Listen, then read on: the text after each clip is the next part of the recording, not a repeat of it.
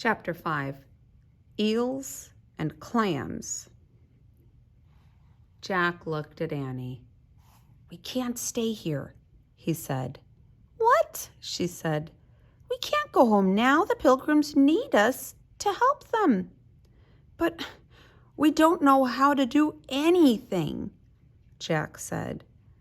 "And Squanto is going to figure out he doesn't really know us."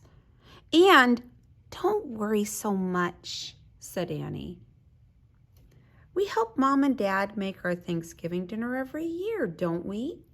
We can help the Pilgrims, but we'd better hurry."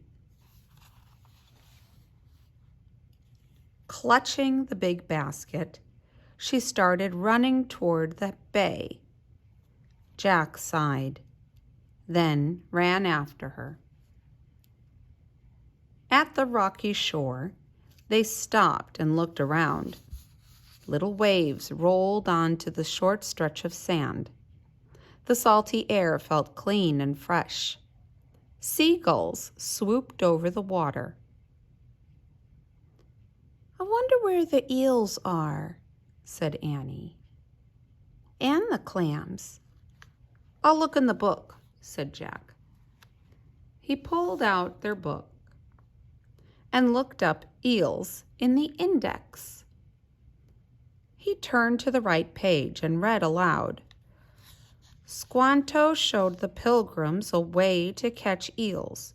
He showed them how to push the eels out of the wet sand with their bare feet, then grab them with their hands." "That sounds fun," said Annie. She put down her basket and pulled off her shoes and stockings. She held up her long skirt with one hand. Then she walked over the rocks to the edge of the water. Jack put the research book into his bag. He pulled off his shoes and stockings and joined Annie. They dug their bare feet into the wet sand. "I don't feel anything," said Jack. "Let's wade into the water," said Annie. Together they stepped forward. "Brrr," said Annie. "No kidding," said Jack with a shiver. He kept squishing the muddy sand with his toes. He felt pebbles and shells. Then he felt something soft. "Hey, I think I found one," he said. Annie splashed over to him. "Where?"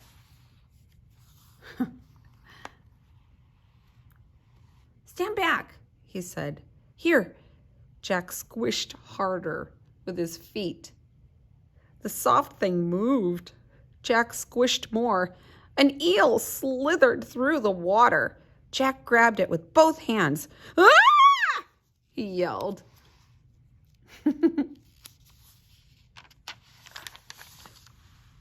The eel was long and skinny like a snake. It felt slimy and icky. It twisted and squirmed. Annie laughed as Jack tried to hold on to it. The eel wiggled out of Jack's hands and fell against Annie. "Yikes!" she yelled, jumping away and bumping into Jack. With more screams, they both tumbled into the cold water. They scrambled up and splashed back to the shore. Annie was still laughing. "Oh, poor eel," she said, trying to catch her breath. "We scared him half to death." "Him?" said Jack. "Forget eels," said Annie, her teeth chattering. "What about clams?" Jack was wet and cold, but he took out the book again and looked up clams. He turned to the right page and read aloud. Squanto taught the Pilgrims how to dig for quahog clams. Quahog clams are hard-shell clams. They can live for 60 years or more. The oldest have been known to live for almost 100 years.